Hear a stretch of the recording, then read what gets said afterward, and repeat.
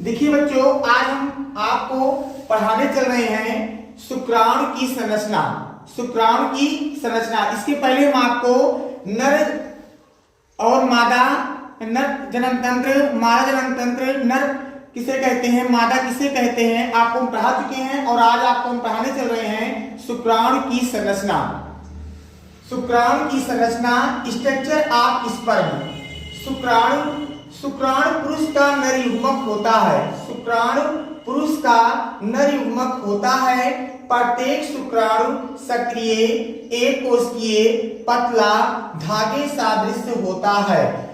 धागे सादृश्य मीन्स होता है बेटा, जैसे कि धागा आप लोग देखे हो, जिस धागे से आप लोग रजाई सिलते हो, कपड़े को सिलते हो, सेम उसी प्रकार का आपका शुक्राणु होता है।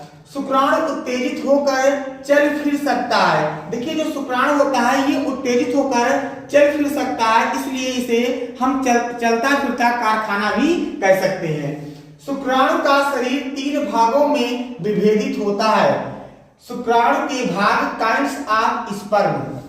शुक्राणु के 3 भाग होते हैं। शुक्राणु कितने भाग होते हैं? 3 भाग होते हैं। नंबर 1 शीर्ष भाग हेड, नंबर 2 मध्य भाग मिडिल पार्ट, नंबर 3 पूंछ टेल। आइए हम आपको चित्र के माध्यम से दिखा रहे हैं। देखिए बच्चों, यहां से लेकर यहां तक का भाग हमारा क्या कहलाता है? शीर्ष भाग कहलाता है। क्या कहलाता है? शीर्ष भाग कहलाता है, जिसे हम अंग्रेजी में क्या कहते हैं? हेड कहते हैं। इसके बाद यहां से लेकर यहां तक का भाग, यहां से लेकर यहां तक का भाग क्या कहलाता है? मध्य भाग कहलाता है, जिसे हम अंग्रेजी में मिडिल पार्ट कहते हैं। और शीर्ष भाग और मध्य भाग के जो बीच में जो ये कर्व बना है, सी जैसा जो कर्व बना है, इसी भाग को हम क्या कहते हैं बच्चों? गर्दन कहते हैं। क्या कहते हैं? गर्दन। और अंग्रेजी में इसे क्या कहते हैं? नेक कहते हैं। और तीसरा भाग आपको हमने पूछ बताया था कि यहां से लेकर यहां तक का भाग आपका क्या कहलाता है?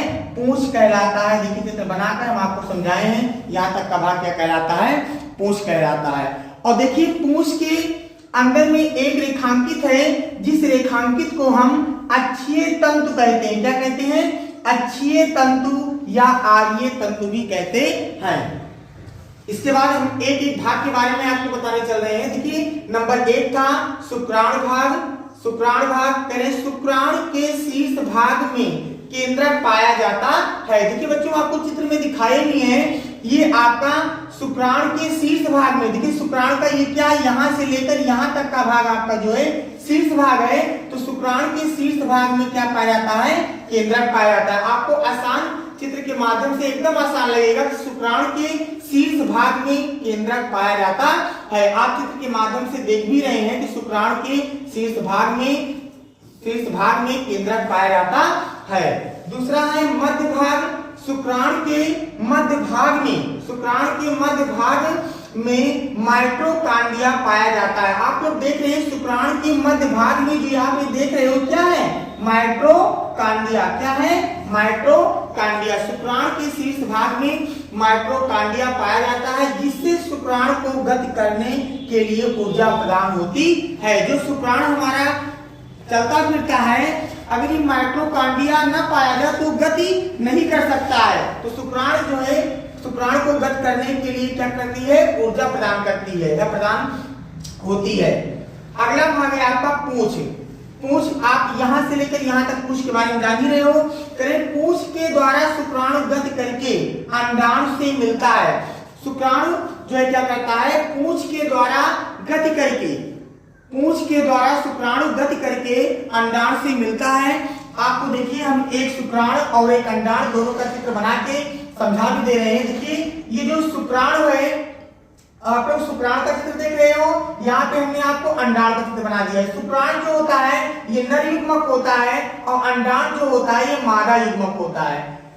पुरुष, आपको पता भी है कि नर युग्मक में शुक्राणु पाया जाता है, जबकि मादा युग्मक में अंडाणु पाया जाता है। जब शुक्राणु और अंडाणु मिलते हैं तभी निषेचन क्रिया होती है।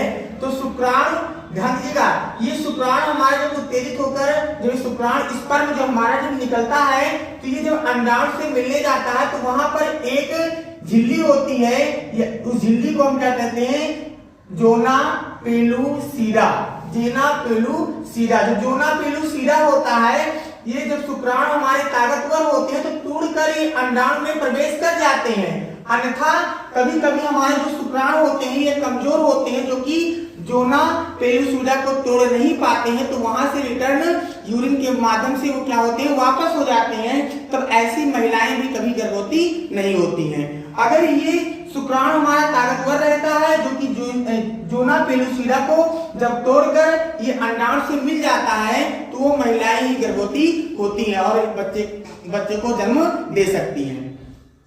आइए हम आगे आपको बताने चल रहे हैं। देखिए जो शीर्ष भाग के जो ऊपर है, इस भाग को क्या कहते हैं, यहां से लेकर यहां तक का जो उभरा हुआ भाग है, इस भाग को हम क्या कहते हैं, एक्रोसोम कहते हैं। क्या कहते हैं, एक्रोसोम या अग्रपिंडक कहते हैं। देखिए एक्रोसोम, एक्रोसोम को हम अग्रपिंडक भी कहते हैं बच्चों, ध्यान दीजिएगा। एक्रोसोम को अग्रपिंडक भी कहते हैं। शुक्राणु के एक्रोसोम में 3 प्रकार के एंजाइम पाए जाते हैं। अगर कोई पूछता है कि शुक्राणु के एक्रोसोम में कितने प्रकार के एंजाइम पाए जाते हैं, 3 प्रकार के एंजाइम पाए जाते हैं। कौन कौन से?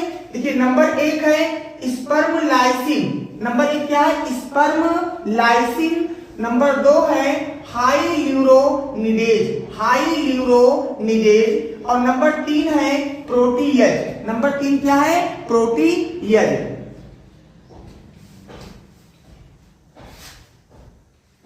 कुछ क्वेश्चन करिए।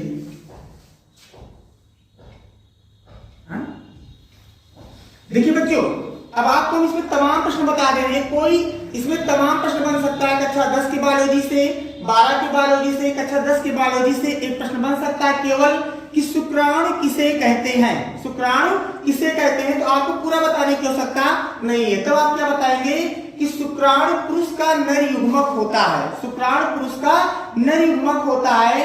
प्रत्येक शुक्राणु सक्रिय, एक कोशिकीय, पतला, धागे सादृश होता है और शुक्राणु उत्तेजित होकर चल फिर सकता है, इसलिए शुक्राणु को चलता फिरता कारखाना कहते हैं। 1 नंबर का क्वेश्चन आपका क्लियर हो जाएगा। फिर एक क्वेश्चन और आ सकता है कि शुक्राणु के कितने भाग होते हैं, शुक्राणु के कितने भाग होते हैं। तो आपको बताना है शुक्राणु के मुख्यतः 3 भाग होते हैं। शुक्राणु के मुख्यतः 3 भाग होते हैं। नंबर 1 शीर्ष भाग या हेड, नंबर 2 मध्य भाग मिडिल पार्ट, नंबर 3 पूंछ या टेल।